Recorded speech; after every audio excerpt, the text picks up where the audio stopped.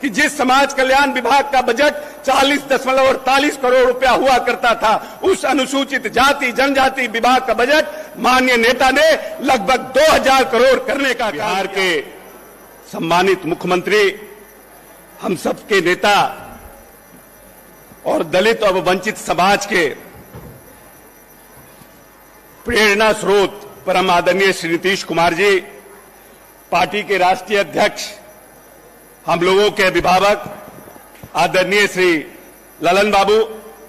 मंच पर उपस्थित पार्टी के उपाध्यक्ष, हम सबके अभिभावक श्री मगनीलाल मंडल जी, प्रदेश के सम्मानित अध्यक्ष सम्मानित श्री उमेश कुशवाहा जी, बिहार सरकार के वरिष्ठ मंत्री और हम लोगों के अभिभावक आदरणीय श्री विजेंद्र प्रसाद यादव जी, बिहार विधानसभा के सम्मानित उपाध्यक्ष आदरणीय बड़े भाई महेश्वर हजारी जी, बिहार सरकार के सम्मानित मंत्री बड़े भाई श्री सुनील कुमार जी, पार्टी के राष्ट्रीय महासचिव और पूर्व केंद्रीय मंत्री बड़े भाई श्री दसई चौधरी जी, पार्टी के पूर्व विधायक और हम लोगों के साथी श्री अरुण मांझी जी, मंच पर उपस्थित पार्टी के संगठन में अपने अभिरुचि रखने वाले हम लोगों के विधान पार्षद श्री संजय गांधी जी, पार्टी के विधान पार्षद श्री रविंदर जी, श्री ललन सराफ जी, सम्मानित यहां पर उपस्थित पार्टी के उपाध्यक्ष श्री संजय सिंह जी एवं यहां पर उपस्थित सभी बाबा साहब भीमराव अंबेडकर के प्रति आदर और संवेदना रखने वाले पार्टी के नेता श्री नीतीश कुमार के प्रति सादर आदर का और सम्मान का भाव रखने वाले हमारे पार्टी के तमाम सक्रिय एवं यहां पर उपस्थित पार्टी के सभी नेतागण, पार्टी के समस्त हमारे सक्रिय बंधु, और आज के इस कार्यक्रम में हम सब बाबा साहब भीमराव अंबेडकर की जयंती समारोह के उपलक्ष्य पर उपस्थित हुए हैं। साथियों, बाबा साहब भीमराव अंबेडकर ने जो दलित समाज, अनुसूचित जाति का समाज था, जिसको आजादी के पहले महात्मा गांधी, राष्ट्रपिता महात्मा गांधी ने छुआछूत की सामाजिक कुरीतियों पर प्रहार किया था, और बाबा साहब भीमराव अंबेडकर ने जब आजादी के बाद संविधान का निर्माण किया तो उसमें समानता का अधिकार दिया और समान जीवन जीने का अधिकार देने का काम किया। और यही कारण है कि लंबे समय से आजादी के बाद जब संविधान का निर्माण हुआ, बहुत से नियम कानून बनाए गए, लेकिन अनुसूचित जाति जनजाति के लिए जो प्रावधान किया गया था उसका उचित लाभ बिहार जैसे प्रदेश में भी नहीं मिल पाया था। हम लोग अपने आप को गौरवशाली मानते हैं कि जिस बिहार में एक बड़ी आबादी अनुसूचित जाति जनजाति अति पिछड़ों की है, उसको माननीय नेता नीतीश कुमार ने अपने 17 वर्ष के कार्यकाल में न सिर्फ सशक्त और मजबूत करने का काम किया, बल्कि जिस अनुसूचित कल्याण विभाग का बजट 40.48 करोड़ रुपया था, जिसमें अति पिछड़ों के साथ साथ अनुसूचित जाति जनजाति के कार्यों को देखता था, उसके लिए माननीय नेता ने जब ये समझा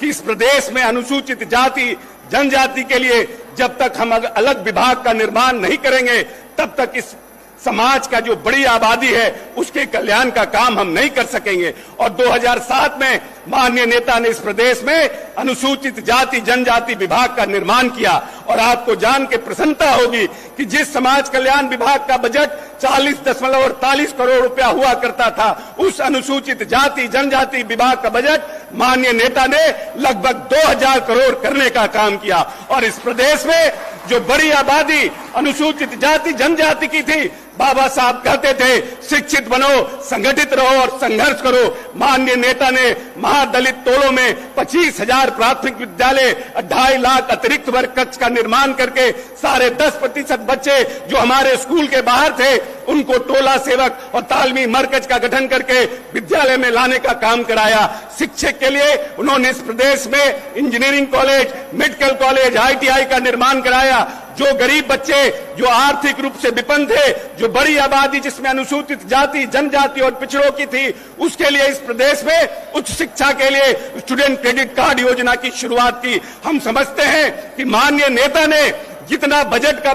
बिहार में अनुसूचित जाति जनजाति के लिए विस्तार किया है, आजादी के बाद कन्याकुमारी से लेकर कश्मीर तक और गुजरात से लेकर के नॉर्थ ईस्ट तक आजाद हिंदुस्तान में कोई दलित मुख्यमंत्री ने भी 400 गुना अनुसूचित जाति जनजाति के बजट को बढ़ाने का काम नहीं किया है। इसीलिए हम अपने आप को गौरवशाली मानते हैं, अपने आप को हम मानते हैं कि हम एक सशक्त और मजबूत नेतृत्व में काम करने ने प्रभु ने मौका दिया है, जो बिहार की मूलभूत संरचनाओं के साथ साथ जो पिछड़ा अति पिछड़ा महिला, जिसके लिए बाबा साहब और राष्ट्रपिता महात्मा गांधी ने लंबा संघर्ष किया कि महिलाओं को सशक्त करना है, अनुसूचित जाति जनजाति को समानता का अधिकार देना है, अति पिछड़ों को मुख्य धारा में लाना है, इसके लिए माननीय नेता ने काम करने का काम किया है। हम जिस अपने आराध्य को मानते हैं देवादि महादेव से, हम उनसे आग्रह करते हैं, निवेदन करते हैं कि अपने नेता को